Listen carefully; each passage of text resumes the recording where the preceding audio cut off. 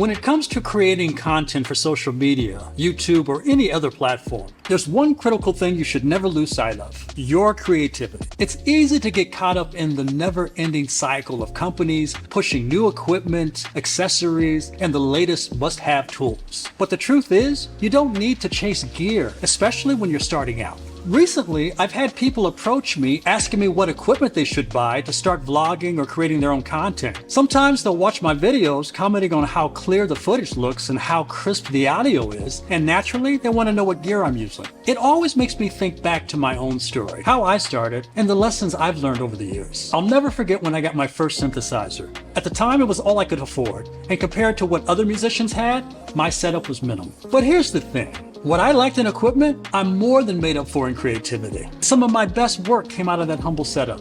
It wasn't the gear, it was how I used it. As I advanced in the music industry and was able to buy racks upon racks of new, expensive equipment, something changed. Sure, the production quality of my work improved, but the creativity that made my early work unique wasn't the same. I came to realize that having more tools didn't equate to better creative output. In fact, the more gear I had, the more I found myself looking back at those early days when I had fewer tools but could produce more meaningful work. Fast forward to today, where I have access to top-tier equipment for both audio and video production. I have a powerful computer capable of rendering 4 and 6K video files and an audio setup that can handle any project. Yet once again, I've arrived at the same conclusion. Believe it or not, some of my best commercial or vlogging content was shot and edited entirely on an iPhone.